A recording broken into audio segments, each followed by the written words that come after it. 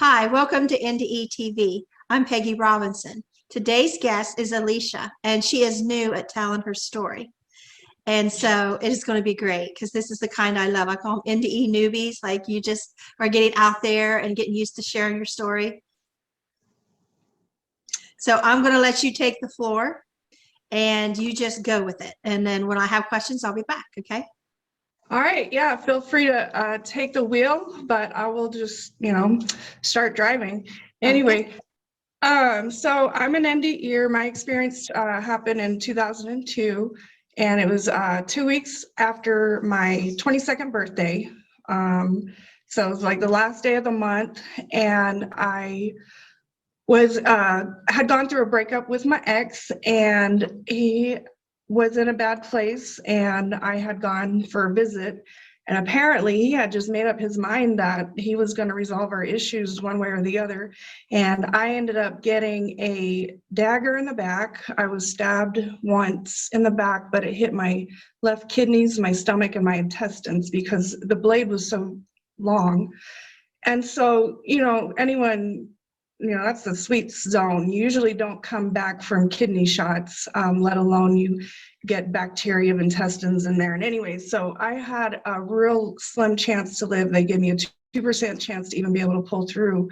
And what chance? And so 2%. 2% chance. They said people are coming to say goodbye, that there's just no way. Because I had bled to death, and he didn't call the police. It took me a while to have someone come find me. So it was definitely a miracle, for one. And definitely I would say by God. I did go to hell, or what people would call distressing NDE, which does directly reflect the complications, the hard life that I've had. I hear a lot of people talk about abuse, and that definitely and negative NDE will reflect hardships that we've gone through. So my life before my NDE was extremely difficult and stressful and hard. My whole life as a child growing up, it was just, everything was hard. And then I had my NDE, so I felt that my negative NDE just was a way for it to be expressed, because I didn't know what love was ever, not real love. You get that from God, and then you're able to share it because, oh, wow, this is unconditional love. This is great. Anyway, so I felt that the reflection of my negative NDE was just a way for me to express without words, in action form, because I fought a demon in hell, which also reflects how I am in life. I never stop fighting. I always keep getting back up every time I fall down. Some people like to be victims or call themselves victims, and we do have to get out of that point because, yeah, I was a victim. We have to acknowledge that. So anyway, I felt my ND was a representation of me acknowledging my victimization and really just be able to go from there, because I was saved from hell. And we do have to be saved from hell. When we're stuck in hell, we need a hand out. So anyway, back in 2002, I go to try and do like reconciliation or whatever. I've always had unconditional love.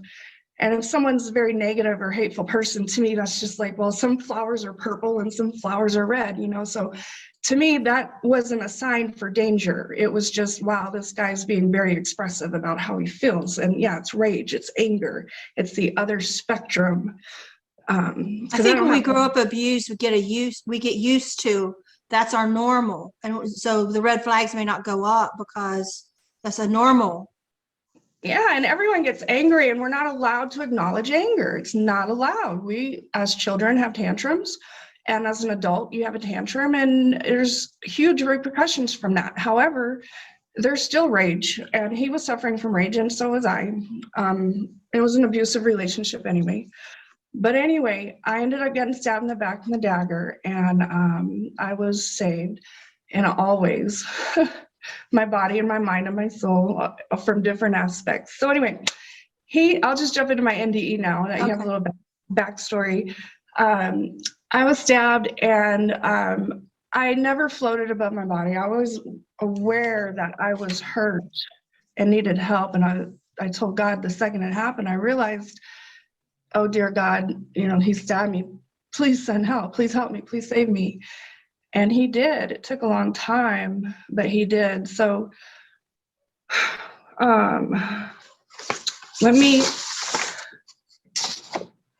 I wrote all this down because I get lost in my story, but Do you want me to help you?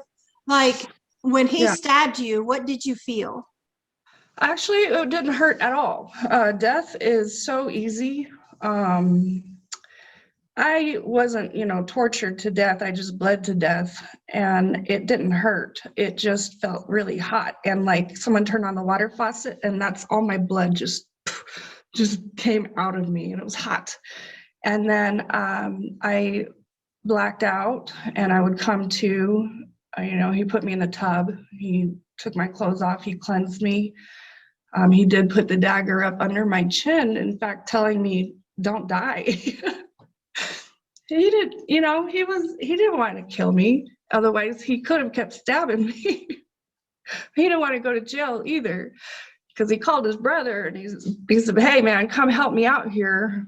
I shanked this, Was you awake for that when he called his brother?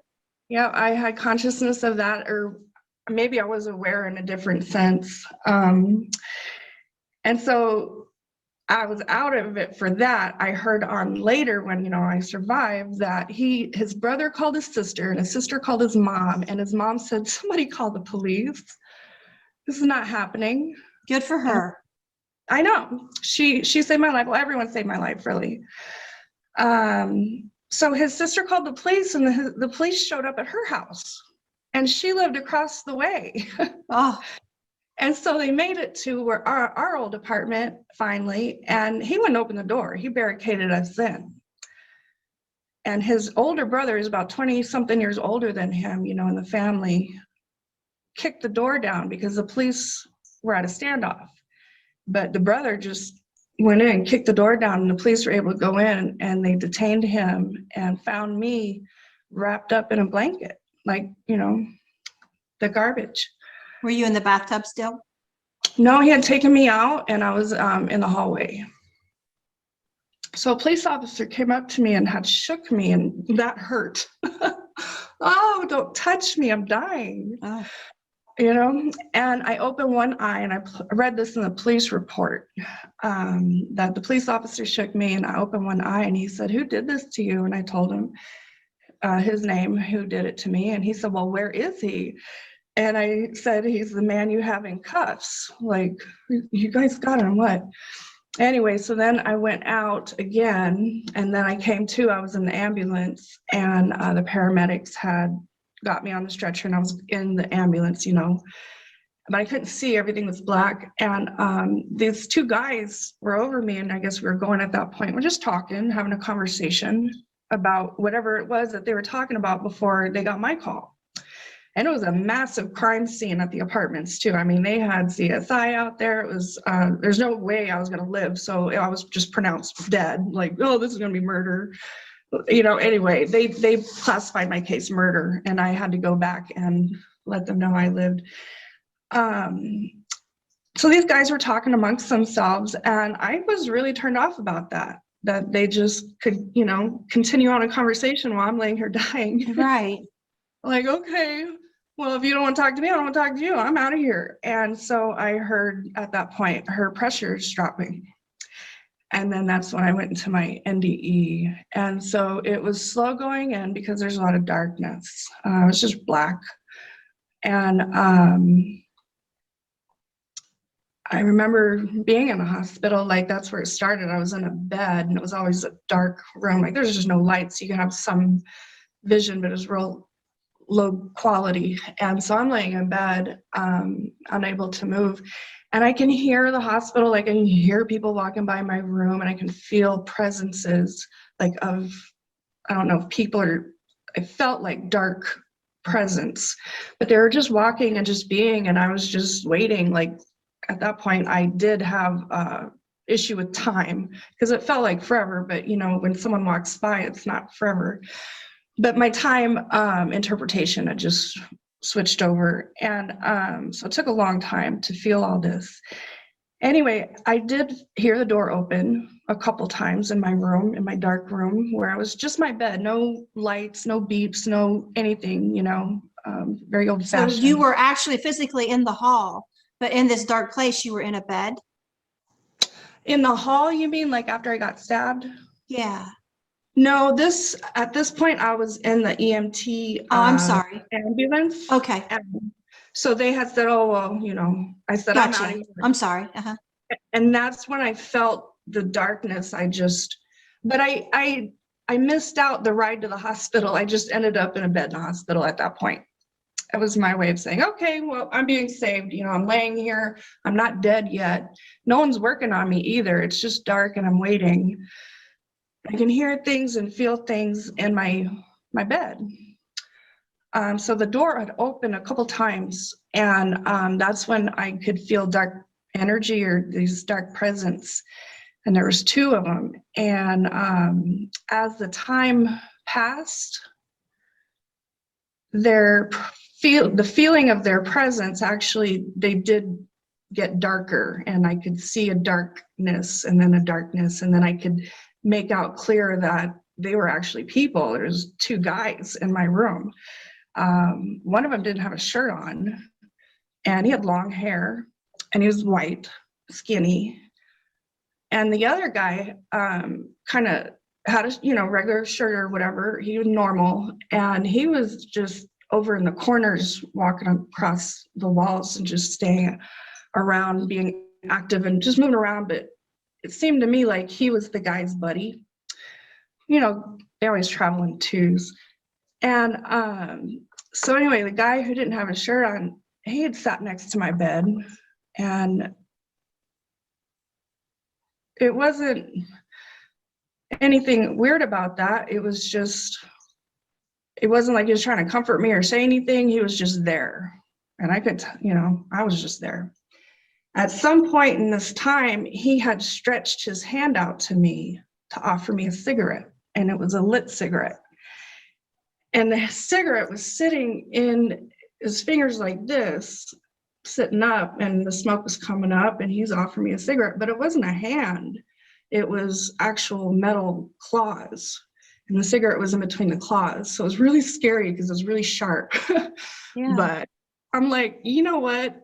I can use the cigarette too at this point. So I actually grabbed the cigarette from him. I was afraid, but I still did. And I'm smoking the cigarette in the hospital in my bed and wondering, where am I supposed to ash this and put this out? Like, I don't know.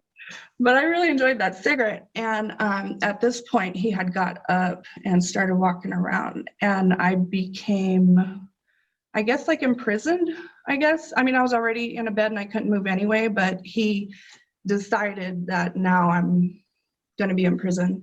I wasn't tortured physically, but I was tortured mentally. I would go in and out of consciousness, I guess, where I was aware or not aware, and the environment would change a little bit. And again, there's no people ever. I saw any people checking on me. It was not a real consciousness that I was experiencing at that point. But I remember one time I had woken up and he had gotten all these massively long steel rods. And at the end of the rod was very, very sharp points, like, you know, you would throw a spear. And it was iron. And so it was all one piece. And it was all directions, all facing me, and with one of them at the very center right here. So sharp that I could not even move. So it was a emotional torment. Are you going to kill me? Are you going to take me? And definitely intimidating and scary for me, because those rods were real. And his presence was real, and it was scary. And he definitely was in control. At that point, I didn't identify him as a demon. Just, he was there. And his friend didn't really have any interaction. Let's see. So there was the spears, and the darkness, I guess, went deeper, I guess You could say that because I was no longer in the hospital in the bed. I was below. And when I become aware, I was in what I would describe best as like a huge dungeon / basement with openings and corridors and hallways, and it was massively huge and open. It was very open. It was just walls, you know, but all cement type, all one piece. So there was no a stair layer, stair layer. It was all one piece, all metal, or not metal, but like cement and big. And I was in this place, in one section of it, and the guy who was there now stood up. And again, I'm not laying in a bed, I'm just there. And I'm still not mobile. I'm not trying to move, I'm just aware.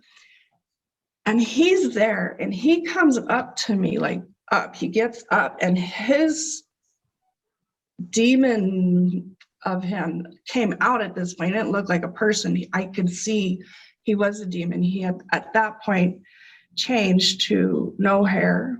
He was bald. He had a penis actually erected out the center of his head, and it was very intimidating.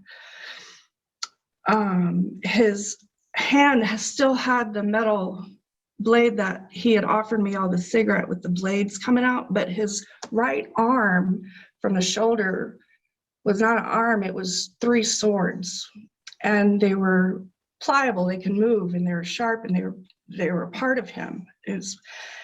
At this point, he was naked, but he had, you know, it was a very scary part, and he opened his mouth and it was just black. It was very scary. And at this point he came at me, and I decided we fought. It was a physical fight. It was wrestling. It was exhausting. His touch of him, I could not hurt him, but he could hurt me, but it was different because I was, you know, obviously I won. I'm still here. He didn't hurt me that bad. But his skin was like soft and squishy, like, I don't know, I could never apply that much force, but I did feel the fight. It was real and it was very intense. So there was a lot of movement and energy, and fear. At one point I did grab his blades of swords that he had tried to wrap around me. And then at one point I was my back up against his chest, and it was like an interlocking hold. And instead of still at that point where, what are you going to do when you're in a move where you're completely entrapped, I still wouldn't stop fighting. I pushed my feet into the ground and pushed back against him, and he sunk his teeth into the back of my head.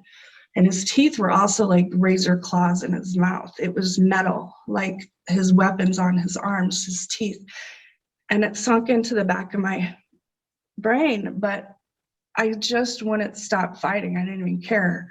I could feel it, and I just wasn't going to go without a fight. And at that point, he had become enraged because he had become blind. I don't know what happened, but he lost his sight, and he had let me go, and screaming and enraged around the room, just sightless. And I could just lay there, and time passed. I looked up where I was laying, and he had been gone, you know, it was quiet now. And I could see above me like grates, kind of like you would see on a street. But when you're looking on a street, you're looking down at the grates. Well, imagine it way up there, and I'm looking, and the grates are above me, and there's all these, like a dozen small little dark black shadowy figures or souls just staring at me, just watching me like you would a fight. No, just watching. No one's going to help me. They weren't going to help me. I don't know if they could even come through the grate, but they definitely had a show. And I looked up at them watching me, and then I just turned my head. I could just feel the weight of my turn. And I look, and there is, in that side of this area, the cement steps, massive step, massive step, massive step, massive step, just goes up. These steps went up. And 1 foot at a time, this child walked down these steps. And I could see a little light above this stairwell or whatever, just a little bit. And it was a small blonde-haired boy, maybe 10-ish, 8 years old, wearing like soft white clothes, barefoot, walked down the step to the very bottom and came out a few steps and just looked at me. And I just knew he was going to help me. And he turned around and went right back up the steps. Yeah. And I just waited. I just knew he was going to help me, so I just waited. And then I got up myself and walked over to another part, like an edge, and it was like looking down over through like if I were up in a loft and I looked down below, and I saw the continuation of this dungeon basement, and it was massive. And there were rooms and corridors. I mean, imagine like MC Etcher, is that guy, you know, with the stairwells. It wasn't, you know, that massive, but it was like, whoa. Below where I was on this corridor, I saw the demon, and he was on a metal cart, and he was cut in half from his torso. So there was no bottom half of him, and his eyes were gone, and it was just black, and his mouth was just a big black open. I mean, he was dead, I guess. If demons can die, his weapons were gone. His teeth, his hand, his arms, was just gone. And so he just had that top torso of him. It was just, you know, he was wrapped in a clear orange bag, like a plastic bag that you, and at the top of it was instead of the penis, it was the top of the bag was just orange shimmer up. And it was like, you know, and it was clear because I can see the orange, the clear orange, but I could see his body through it too. And he was laying on a cart, a metal cart, and this cart was being rolled down the corridor by some person. It looked like some old guy who was working there. And he was just slowly rolling away like, well, that's where he went. And I saw him go. And I turned away at that point back to where the main room that I had been in, and just laid with exhaustion, I guess, just waiting and wondering if this is, you know, it. And a loud, weird noise, like to me, it sounded like a helicopter. It was just really intense. And I just went up. I could feel myself go up. And I was just, I couldn't move. I couldn't think. I was just beyond exhausted. But I could feel the energy and the sound of it. It was loud, and I just went up. So that was the end of the distressing part, I guess. Because at this point, I went on like a spiritual journey. And I say spirit because I was moving as spirit or in spirit. So there's no form, no body. There was just my thoughts.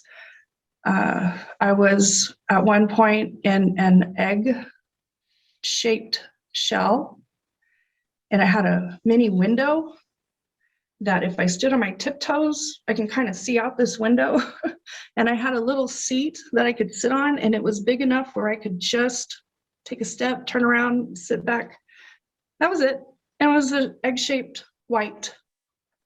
So when I looked out this window, I'm like traveling through space, literally seeing stars go by me. Of course, they were very far away. So it was dark and it was lonely, and I was really in there for forever. And I start wondering, am I really going to be in here for forever? And that's when that experience ended. And I found myself in the middle of a raging ocean with storms and clouds and thunder and lightning and rain and wind. And I was held suspended in the air above the ocean, unable to move with my arms out. And I was filled with fear. I was so afraid. And I couldn't move at all. I was frozen. I could see with my eyes. Down in the water in the storm is a figure swimming through the water made of water. This figure is like a man made of water. The water was just tiny curls, you know, it was all together, but his form was a man. And he had curly water hair, curly water hair beard. It was all water. And I could make him out very distinctly in his water form. He was doing the butterfly stroke. And my vision in all of this, he was halfway out of the water in the middle of a butterfly stroke, ready to go back in the water. You know, when you do a butterfly stroke, you swim in with your head. Anyway, your arms stay out. In the middle of that stroke, he noticed me up in the air and looks at me, and I could see his eyes, even though he's far away. It was very detailed. And I could feel just his powers, just overwhelming. Whoa. And then I was it. All of that experience took a millisecond.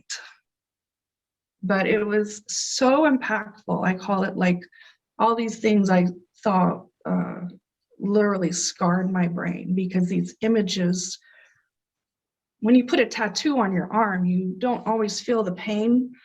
You know, it hurt when it went in, but you always have that color of the tattoo there for everyone to see. Well, no one could see my tattoo. It was in my brain, but those colors and those images were just a part of me. Even though they were just, well, the experience in the ocean was short, and the experience with the eggshell took forever, but still, it's just a picture. It's just a story. It's just a tattoo on your arm to be looked at and analyzed. And anyway, so that was one. I like that analogy to the tattoo. Yeah, there's scars. I mean, I have a lot of scars on my body from the surgeries and everything, but I have scars in my mind too. And I only have one tattoo. I don't like pain, but the tattoo reflects my ND of truth coming out. We have to pull the truth out into life, even if it's from a story, even if it's from a tattoo, a picture, an idea. Now, people are going to ask me, so let me ask you now, were you under any drug abuse at the time this happened, alcohol, or at the hospital, anything that could have made you have some kind of hallucination? Because people are going to ask me that. Yeah. When I got stabbed, I hadn't eaten all day. It was the end of the day. The sun hadn't gone down yet. I just got off work. And he invited me over for a beer, and I drank one beer outside with him by the car, and we had a good conversation. You know, it was calm, and he invited me in to our old apartment for another beer. I'm like, okay, I'll go in for another beer. I had finished that beer, you know, and I was at the kitchen sink, and he leaned down and given me a kiss over the sink. And I just took the kiss. He was very tall. He's like 6'4", and I'm 5'6". He was very tall. And then he pulled away from the kiss and he said, "Why all this love, this hate? Isn't it so much like that though?" And that's when he pulled my arms up and he dragged me into the living room. And with my arms up like that, I was stabbed in the back. His one hand held me and the other hand stabbed me. He said, "Why is all this love hate?" Yeah, he's like, "What is this? Why this love, this hate?" And he pulled back from the kiss. There was no, "You're a jerk. No, you're a jerk." You know, we're fighting like that. It was just a snap. But that same snap, and in that same moment of rage that he had, even though I was blessed to live, you ever watch the news? People die like this all the time. every day from love, hate. We're not allowed to look at hate. We're not allowed to acknowledge our anger, our rage, what happened to us. No, we don't talk about that. We have to smile all the time. And we snap and we break and we make the news. I made the news. But the news wasn't happy. Oh, she lived. No, it was, no, this bad thing happened. Anyway, so yeah, I was administered. I don't know what they gave me in the hospital. I was in a coma for 9 days. I believe my mother brought me out from the coma. I was in a void when I heard her voice and felt her grab my hand. And so I was like forever indebted to my mom, like deeply, because I felt like if she wouldn't have come up there and done that, I don't think I would have been able to find my way back. Now, did your near-death experience happen while you were in the squad and arriving at the hospital, do you think? No, my NDE, like my coma was only 9 days, but it really lasted a really long time. Even when I woke up from my coma, the first night out of ICU, I went up to the 4th floor and I wasn't asleep. I had other visions, like my NDE continued, but I wasn't, I guess I was near death. I mean, I had massive infection. But this NDE experience just continued with me for days and days and days. Okay. And my experiences, and yes, I was hallucinating because especially when you come out of a coma, I don't know if people are aware of this, it's not fun. I was still fighting, like I was fighting the demon. I was fighting those poor nurses because I wasn't aware, or maybe that was when I went into the coma, because you know the coma was drug induced. Maybe I wouldn't stop fighting. But either way, it's hard when you're in the hospital and you're sick, you're on drugs, you hallucinate. So I did have problems hallucinating, and I talked to the nurses like, get me out of here. So you know the difference, the NDEs and the hallucinations, it's clear to you. Yeah, because the NDEs have those scarring effects. Hallucinations are like, man, I've done mushrooms. I've tripped on LSD, DMT, that's the big thing. People are trying to create their own NDE or hallucinations or experiences of their own I hate self. that. Well, it's still out there and it's still an experience. Now you can have a bad trip, or you can become an addict, or you can just waste a whole bunch of your time and money when really, I mean, there's lots of different ways of trying to get to know yourself. Being truthful is the hardest. Because it sounds like what you're saying is these hellish entities are out there. I mean, it was right there at sitting on your bed in the hospital. It's like they're lurking, and I would be concerned if you take some kind of hallucinogen that they could enter. Yeah. Not that yours was caused by that. I'm not saying that you were near death. I mean, I understand that, but I'm just saying people that take the drugs to have an experience. They can have a bad trip for sure. Also, you can become deluded in that, because that to me is not truth. A drug is exactly not truth. The truth is only the truth. It's raw. It hurts sometimes, but it's the only door that you can walk through to become a true experiencer. And an experiencers are there to guide or teach or steer. I mean, we have impact. I mean, a lot of times we don't want to. We want to stay in our house because being impactful is hard. But life isn't easy. Even if you had $1 million, it's not easy. So you're going to pick your hard. You're going to be. I know me and Nares that have committed suicide. So yeah, and you have to be truthful to yourself. So drugs don't give you that truthful to your experience self, because you can become high, like on crystal meth or marijuana or whatever your choice of drug is, and you become so exhilarately happy. You're like, oh my God, I know what love is. Actually, you know what slavery is like, because that's not pure, it's not real, and it's delusional. So yeah, there's definitely a difference from my experience because of the scars it left. And at that time, there was no NDE community. And I told the hospital therapist, because I was they pulled the breathing tube out of me, and I'm like, oh, I'm trying to tell these people, like, oh my God. And they're like, what the, I don't know. We need to get someone to talk to this. So this, guy comes up, this older guy comes up, real dry, he had a suit on. I can picture this. He puts his chair in front of my bed and he sits down with his papers and clipboard, and I'm sitting here trying to tell him about demons and water gods and whatever else I saw, and I'm trying to talk as best I can, and I just can't stop. I'm just like, and all these other, I saw war out my window, at the hospital.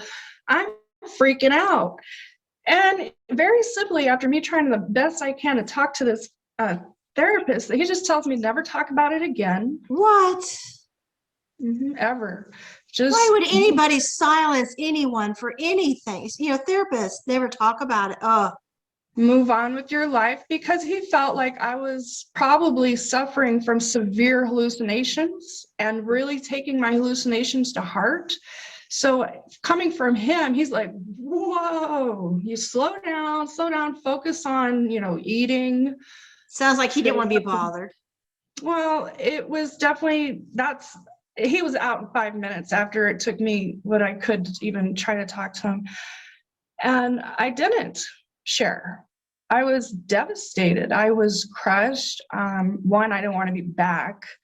I felt like a ghost for years. I wanted to go back home. Life hurt. Life was hard. Death was great.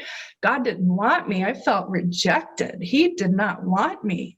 Nobody wants me. Anyway, my distress, because when I got out of the hospital, I had been in the hospital so long, my apartment was gone. I'm independent. Yeah, my mom came out, but that was the extent of our relationship. And so I was homeless. I had nowhere to go. And I still had a bag in my back, draining infection. Oh my I was goodness. couch hopping and going to work because I still was working. My boss found me at the hospital when I didn't show up. That is just awful. Oh, it was bad. So then at that point I got hooked on drugs. I was a streetwalker. I was homeless and wanted death. And I ended up making the top of a Checker Auto Parts store, the roof up there, my safe haven to sleep at night.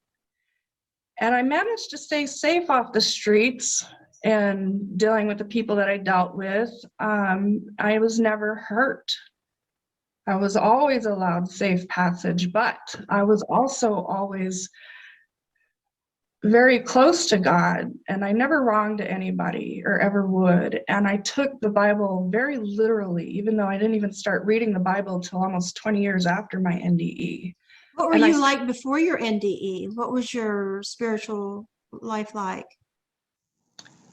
The same. I was a 10-year-old girl telling kids not to make fun of other kids on the playground because it's not nice.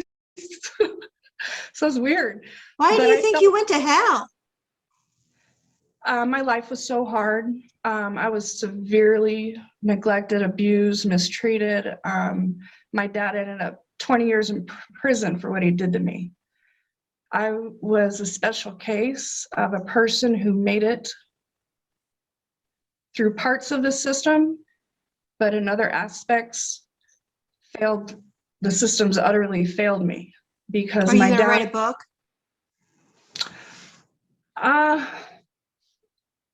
I should, but the best I can do is Facebook. There's really nothing that I could say that hasn't already been said. And every individual has free will. It's their choice. It's my choice. Yeah, I was born into what I call slavery. I felt like I was a sex slave as a child my whole life. Even when my dad went to prison, I continued to be severely molested up until I ran away at 19 years old. So I was lived in this life my entire life, kind of like, I don't know what you can compare me to, because there's parts of the world that having a woman, live in the home starting early at young ages is normal. but it's still out there. You mean your mother thought that was normal? Is that what you're saying? Yes, my mom was definitely did not help me in those situations and left me there. And it felt to me very intentional, even though in her mind it's not right. But I'm saying it's out there because it is out there. So at 22, when this happened, was you just an angry individual? Oh my God. I had left this home at 19. I got stabbed at 22. And I was like, this is all I'm ever going to know is hell. I'll never know. I didn't even start laughing in life until I was maybe 24, 25 years old, after I had gotten off the streets. And when I did get off the streets, I started working. There was a part in my NDE that directly is relatable to my work. And if I can, I could share that part with you. Uh-huh. So what happened is, in a spirit form, I was in a desert, and it was all dry and dirt. And I was just in this big, huge, vast desert as a spirit. And I was like, hey, being spirit's so awesome. You can go fast, you can be free and go anywhere. And there were mountains off in the distance, and the sun was going down. And of course, when the sun set and you're not on Earth, the colors are what you hear about, indescribable. This was a rainbow sunset that I saw through the mountains of pure love, joy, energy. The first experience I felt of that heaven was through this vision I had. Was this when you were over the water? No, this was a whole nother place. I was in the desert. Okay. Yep, I'm sorry. There's a whole I'm nother trying to place in it, like sequence where it was. Yeah, I went to so many different places and saw so many things. And this was a desert scene, a desert place with mountains, and the sun was going down. And coming up from the mountains was a asphalt road. And I see way, I'm talking like, I can just like a bird, you can kind of see over there, this little dot on the road, and it's a motorcycle. And I'm very intrigued with it. I'm like, oh my God, is that a dog? So instantly I make the trip from like however far away I was in spirit form to the mountain, to this road, to this motorcycle. And I'm right up in the face of this Springer Spaniel. And he's, well groomed. His ears are flapping in the wind. His tongue's hanging out. He's straight riding a motorcycle. And I'm like, this is joy. This is love. Because that's what I'm feeling. And as he's moving in these weird colors, because it's not like how you see me. It's like a blend of these colors in this movement, and being one and feeling real pure joy and love and contentment and peace and safe, oh my God. And of course, that was just like my other experiences, a split second. I could just, boom, I saw it and I was gone. I was just allowed to have that feeling of joy and that vision of the dog on the motorcycle. And how that directly impacts me as well, when I got out of the home, the way I made a life for myself and take care of myself is I went to trade school to be a dog groomer at 19. Well, I had just turned 19. So it was the end of my 18th year, turned 19, got my certificate like a month and a half later, got my first job. I'm out of here. See ya. And I hooked up with the first people I met at the job, which, they're my kind of people. They took me in and let me hang around. And that's where I met the people that, I eventually got stabbed by, but I'm not going to judge anybody. Because Did he go to prison? He did. And his parents actually had a ton of money. This guy was on the streets, but his family was rich. So they hired an attorney, and they did not want their son in jail. And I didn't either. When I got out of the hospital, I knew he was in jail, but I had to call him one night and leave a message on his voicemail just in case he got it, to let him know everything's going to be okay. You're loved. Like, it was just, what's this love-hate thing, right? And everything's going to be okay. And I just knew everything's going to be okay, even though it wasn't. I just, I was homeless, but everything's okay. I was on drugs, but everything's okay. doesn't have to be perfect to be okay. But I just tried to give him this message like, hey, don't kill yourself, don't, just move on, get your life. It's your life. Live it. It's okay. It's going to be okay. And I never had talked to him again. He got 5 years. He served his time. I never had any restitution. I just, my credit was shot. I lost my car, I lost my apartment. Oh, so did you have your own apartment at that time, or was these people Yeah. helping you, or why did No, you? when I got stabbed, I did have my own place. Okay. When I had left the home at 19, I was homeless and I was couch hopping with people, trying to stay away from this guy who I thought, he's probably gonna, he don't want me talking. Yeah, he don't want me talking, telling people what he's done, because he'll have the same, prison's horrible. And I feel that's another slavery system, but what are we gonna do? So yeah.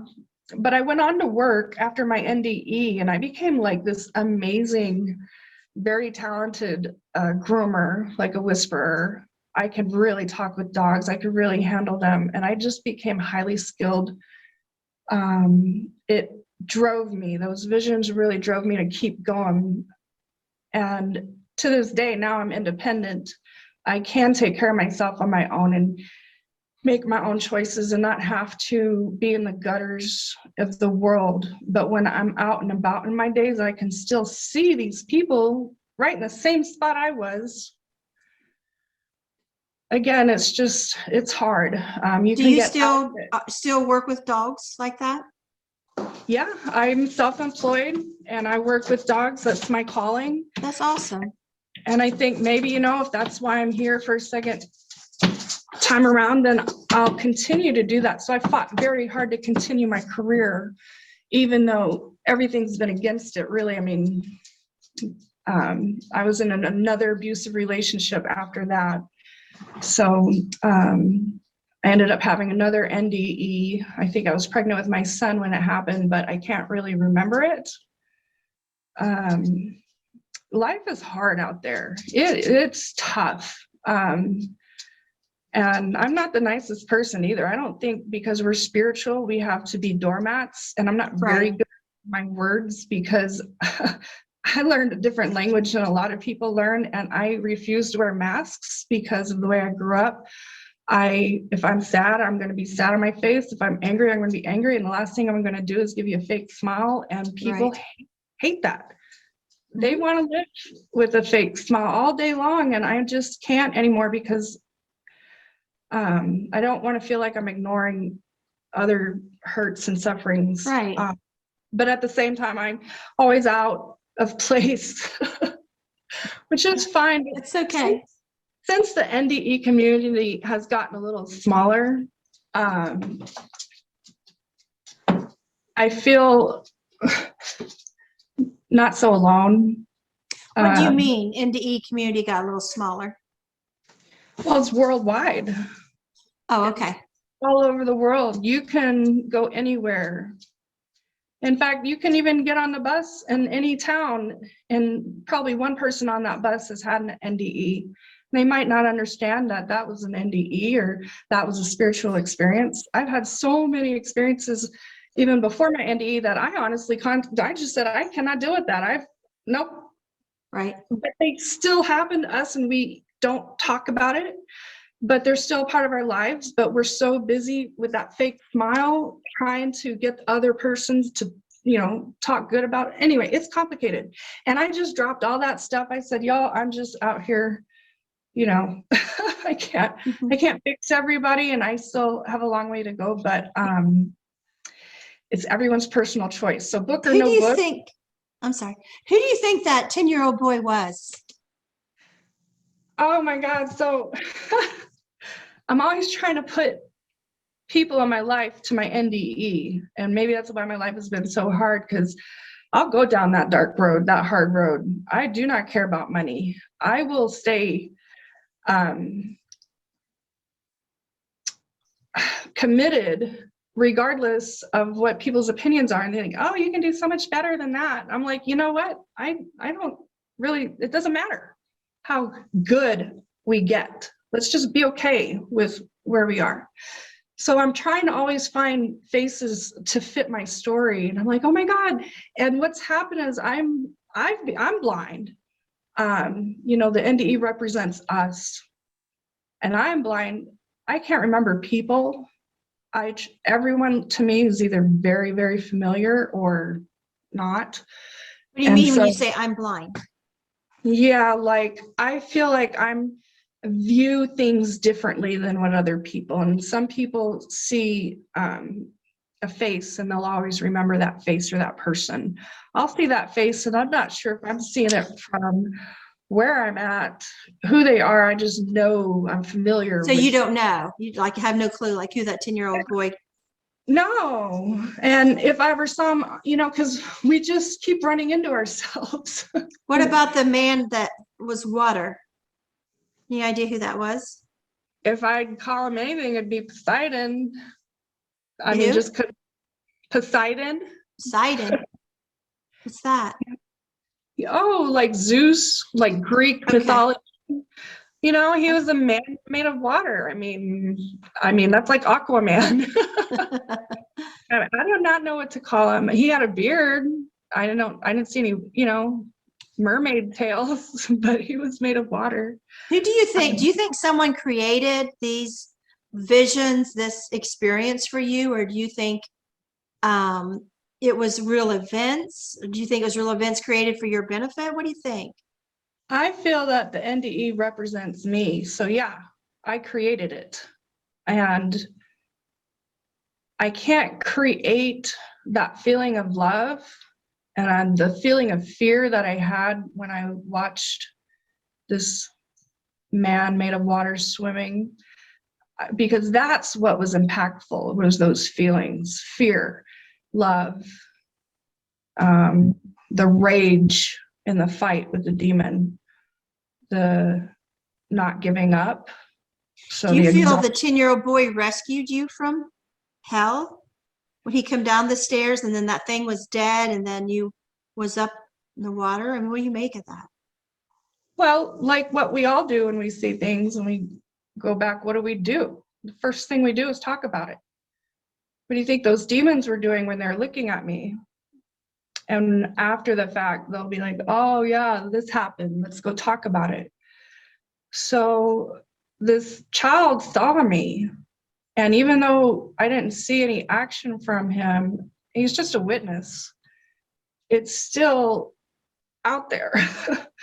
We can be even that impactful. I just knew I was going to be okay when I saw him, regardless if he was the one who did the action of saving me, because in the end I was saved by, I don't know what it was. I was just moved. I was taken to a different place. So yeah. I'm just curious what you made of it all. What conclusions have you come to, if any, about what sense do you make of this? What was it? What was that, you know? Yeah, it really is just a wonderful story or mirage to share, to look at, a piece of art. My life story is, I'm just one person. But the way I think is different. My message to anybody from my NDE would just to be okay with who you are. You're not a great person. Okay. You're not a great person. You want to work on that? Okay, well then you need to want to work on that. You're okay being where you're at, which is kind of lower than what other people may think you need to be. All right, well then maybe you need to be okay with that, because being okay with hard things like being in hell for your whole entire life is hard, but we can't really fake it. We've got to face it first to get out. That's good. I've never heard that before. Is that a saying in something, or you can't fake it, you have to face it, or you just come up with that? Because that's pretty good. Yeah, I mean, if you want to put it on a t-shirt, I'll sport it, because I mean, really, you have to. don't fake it, face it. That's awesome. why did I spend my entire life growing up as a prisoner? Why didn't somebody help me? What lesson did I get out of that? One, it's okay to turn the other cheek. We don't have to always hit back. Maybe, to be a victim, a true victim, you have to play the victim role. I was a victim. I wasn't trying to be a hero. I was trying to save my brother's lives, who were with me. And then what do we do after victimization? Do we grow? Do we continue to victimize ourselves? Well, we have all these choices. I was very suicidal as a child, very suicidal. So many times I almost took my life as a young child. And each time I just managed to walk through that somehow. And so, yeah, it's easy to choose what maybe I would have said, oh, that'd be easy out for me because I wouldn't have to endure the suffering anymore. But for what, And then God, no, he said, you can stay here. You've got more work to do. I don't want to do any work. Was that said to you by God that you could stay here? You have more work to do? I did get told in my NDE in a very odd way. It was actually the doctor, because I was worked on at a UMC. So there's students who worked on me, and my scar portrays that. Oh. Yeah, my scars are they're not even straight lines. And anyway, because they were there after I woke up too, and they were very newbies. And I recognized the doctor. I said, did you do this to me? And he said, yes, I did. And I said, well, thank you for saving my life.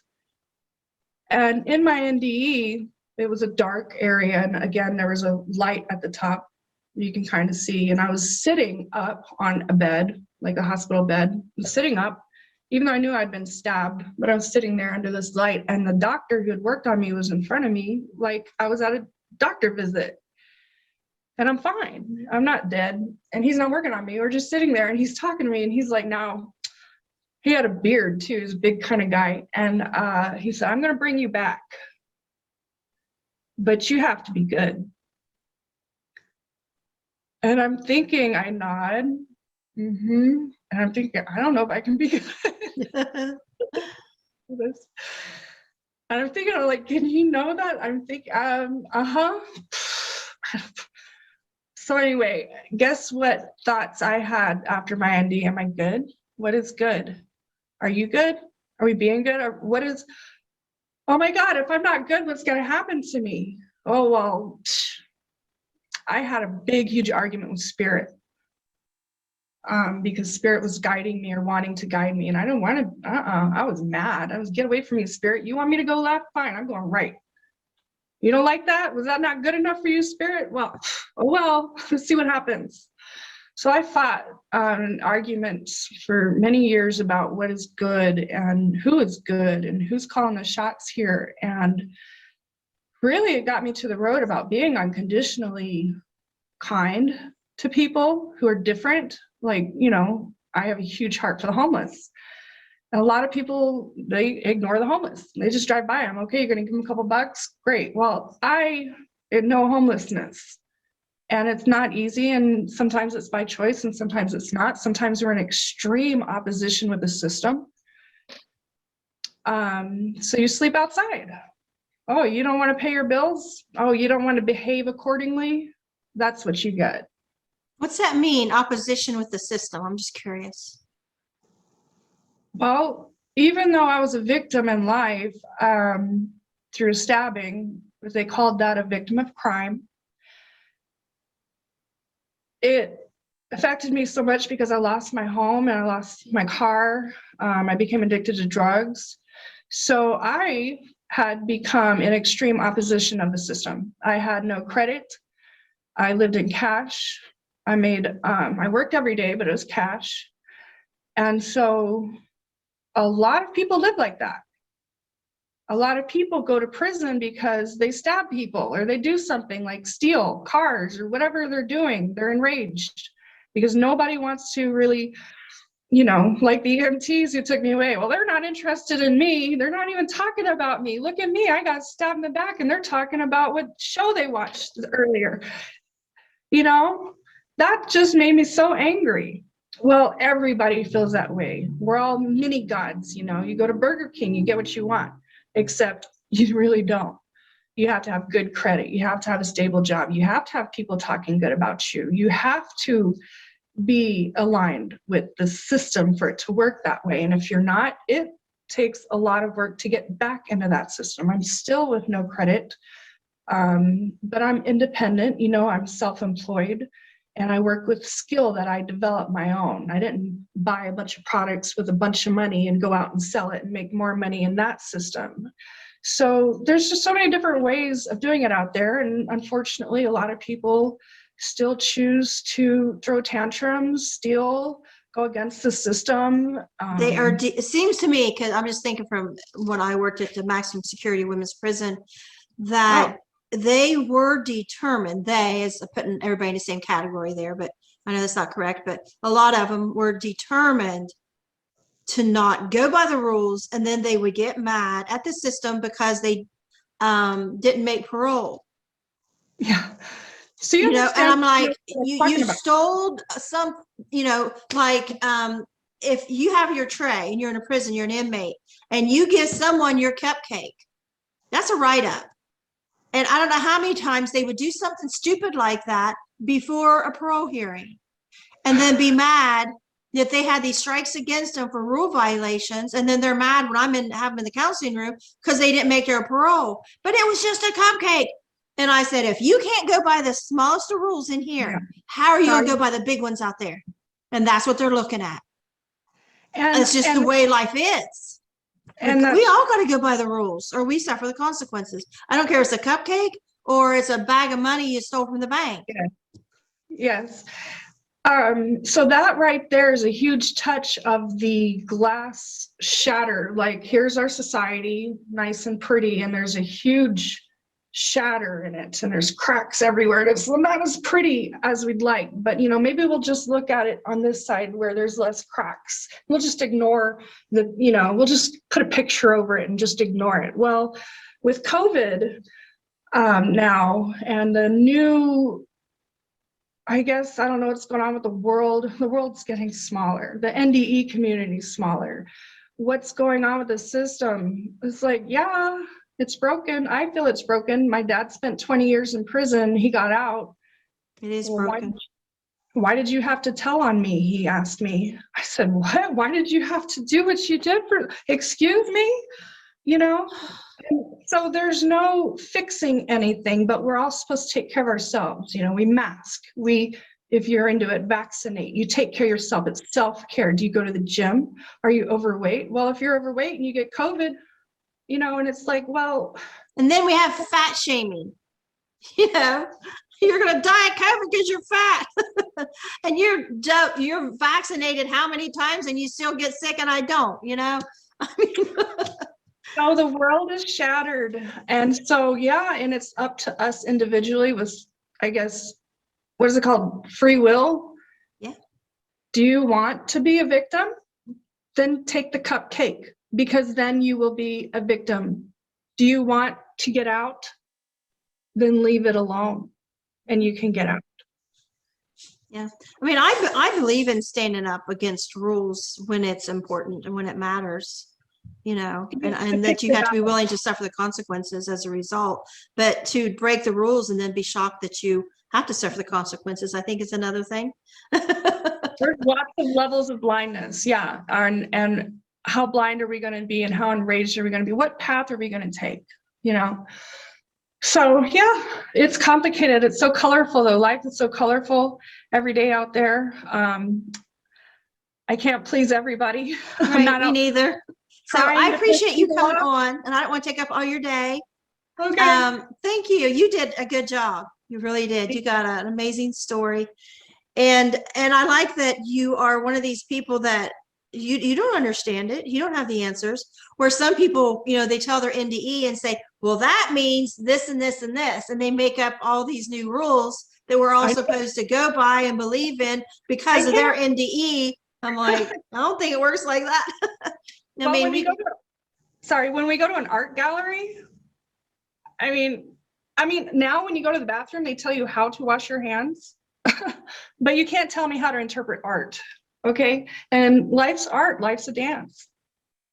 yeah, and that's a good analogy too, because our NDEs are like art, and I see them personally, just myself, as God designed these experiences for us to learn from them what we need to learn and go forward in our lives. Whether if somebody has a hell experience, maybe they needed a little kick in the butt to change, or if somebody had, whatever experience, like for me, I lost my twins and I was told it was my time. And so when I was brought back, I had this humongous gratitude that I was given my life back when it was my time. And so that was me. That's what I needed to go forward to better my life, was to live with this gratitude that God gave me my life back to raise my kids.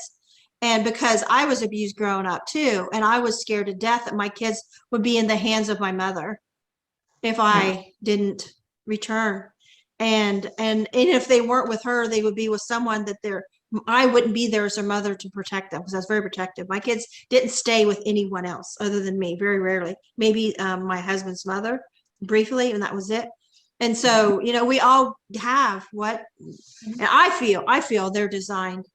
And so that's everybody, and you are free. That's your experience to determine what it means to you, and how it come about and why it was there. And we have rest of our lives to ponder. Well, I've actually had people recently, I was told that no, I wouldn't be hired by a certain person based off of what they viewed on my Facebook wall, my page, because I'm not there to get 100 likes. I'm like, hey, I can't remember stuff, so I'm going to look at this later. If I'm going to enjoy it, maybe you will. Oh, you don't like the things on my page?